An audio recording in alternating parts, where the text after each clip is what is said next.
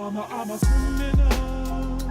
Mama, I'm a criminal. Hello and welcome back to my YouTube channel. As always, my name is Anna and welcome back to another True Crime Tuesdays. And today we will be getting into the case of Jennifer Pan. So if you like true crime, go ahead and subscribe, hit the bell for notifications, and let's go ahead and get started. Jennifer Pan was born to Bik Ha Pan and her husband Hugh Han Pan. They were migrants who came separately to Canada from Vietnam with the dreams of creating a better life for themselves, marrying, and having a home and family one day. This would happen when they met, got married, both got good jobs working in automotive, a home, cars, and eventually had children. Jennifer Pan, being their first child, was born on June 17, 1986, and her brother Helix Pan, who was born 3 years later in 1989. Obviously, I'm not Vietnamese, so I'm not too familiar with their traditions or their parenting skills. So after doing a little research into the culture, it seems that in Vietnam and the Vietnamese culture, parenting styles are very disciplined, and parents' opinions can determine many of their children's choices. Jennifer and her brother Helix were expected to work hard themselves and become successful in life. I mean, the parents pretty much laid down a good foundation for their kids to start with because they were considered a well-off family. From the young age of 4, Jennifer attended piano lessons. In elementary, she was in a number of activities, and even in figure skating, and with a dream of one day being able to compete in the Olympics. The 2010 Olympics was her goal. However, though, that would not happen since she had suffered from a torn ligament in her knee. As far as schooling would go, and having all these extracurricular activities, she would stay up late, almost until midnight, to complete homework, with determination that by her 8th grade graduation, she would be a valedictorian. But unfortunately, that wouldn't happen either. This caused her to begin to self-harm because of all the pressure that was being put on her. As Jennifer entered high school, or in other countries outside of the US it's considered secondary school, she attended Mary Ward Catholic Secondary School. This is where pretty much everything starts. Jennifer's parents expected her to do really well in school. She was a very intelligent girl, so they just had high hopes for her future.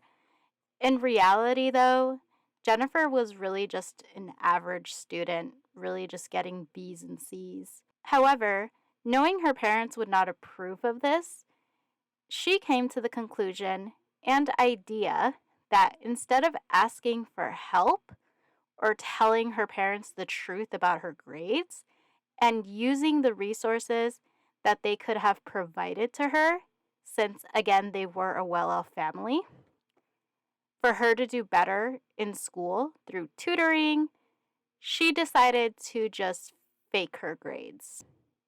Yeah.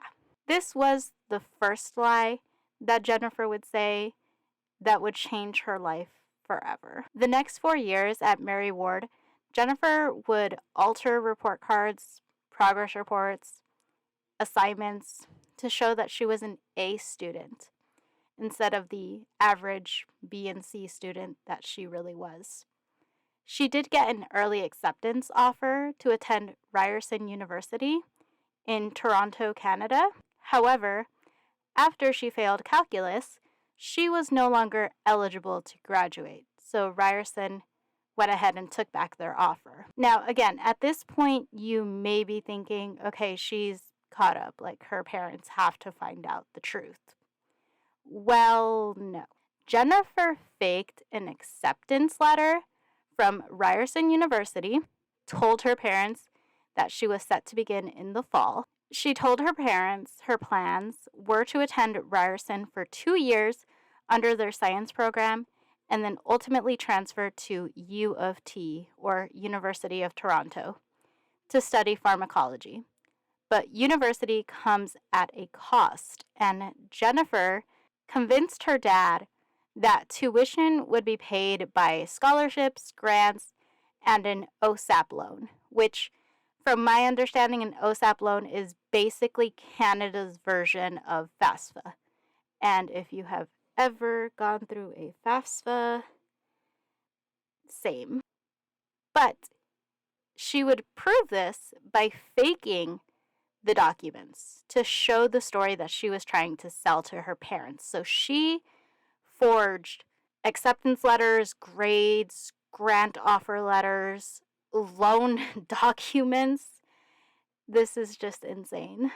Jennifer would also get used textbooks that would typically be used for the classes that she was taking, and I'm saying taking in air quotes.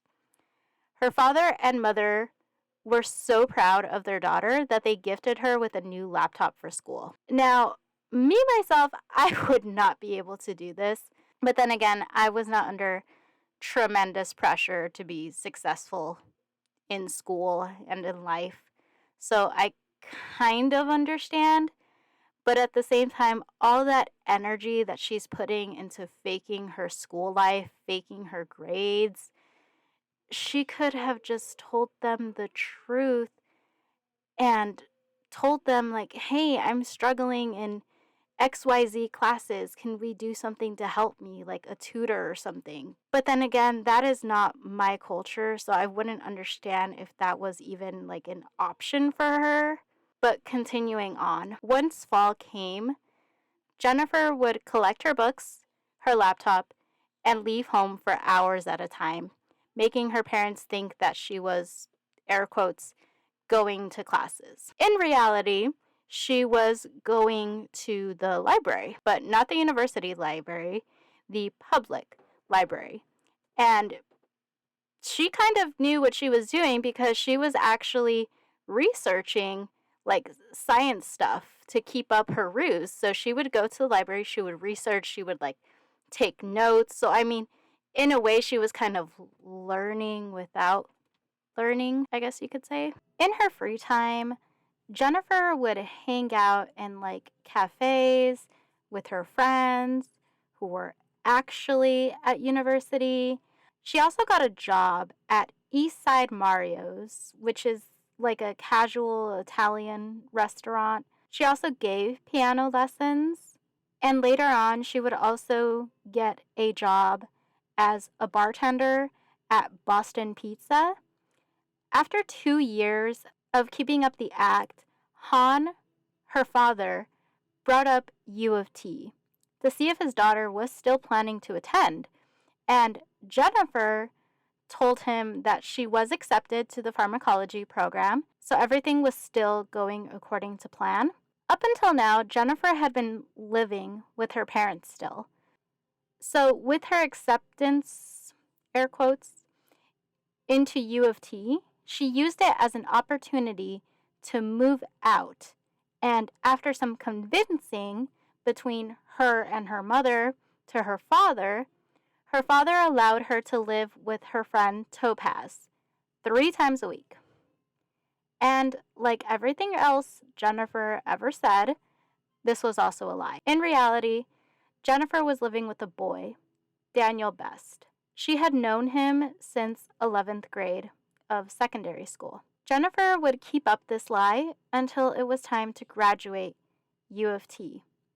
And again, instead of telling the truth, she chose to lie and fake a degree, grades, and as for the ceremony, she told her parents that the graduating class was just so big that each student could only have one ticket, and that she had given that ticket to a friend so that her parents didn't have to pick and choose who could be there for the graduation.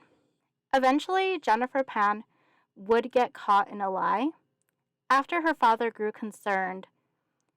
See, Jennifer had told her dad that she was part of a volunteer group for blood testing at a lab named Sick Kids.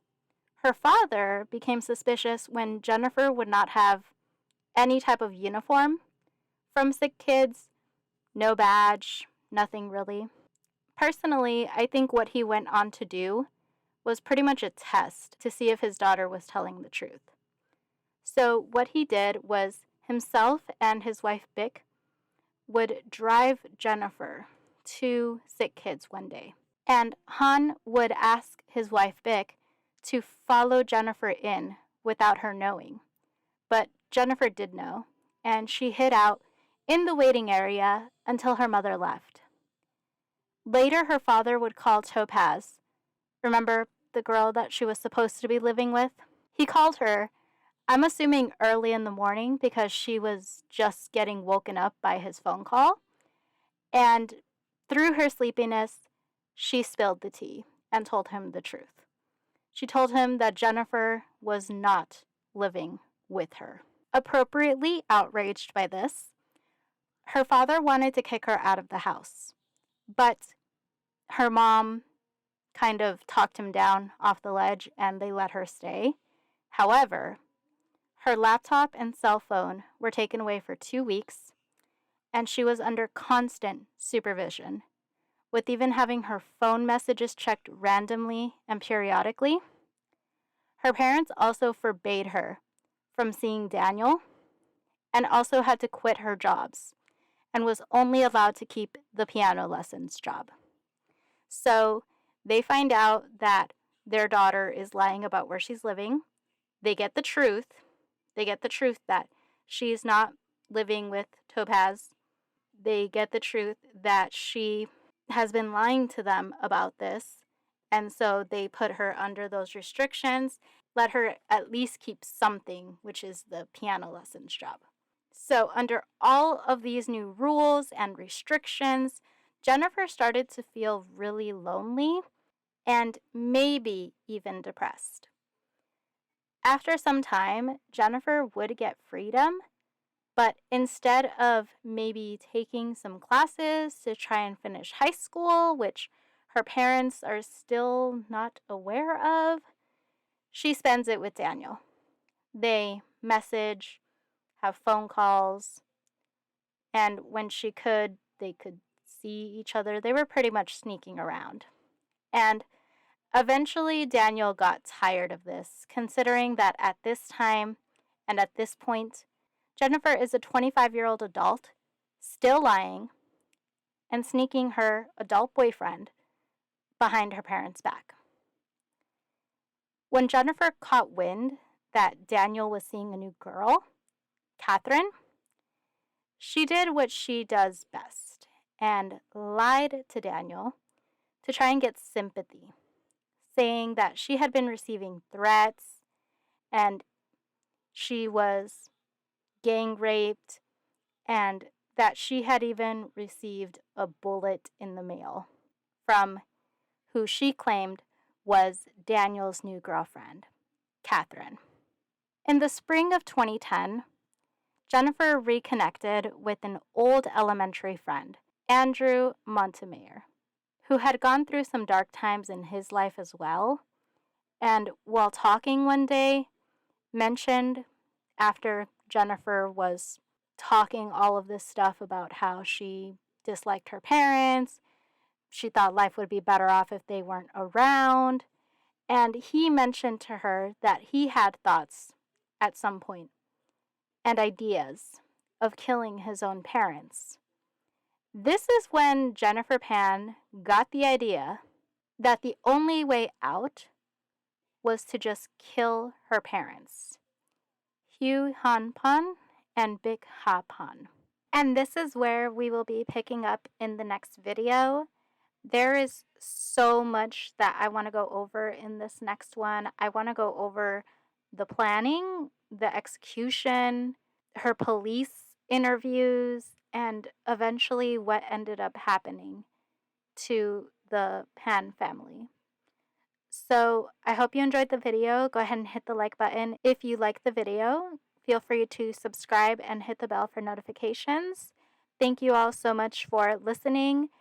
Leave me a comment down below. Let me know what you think so far. And I hope you all have a wonderful day. Bye. Mama, I'm a criminal. Mama, I'm a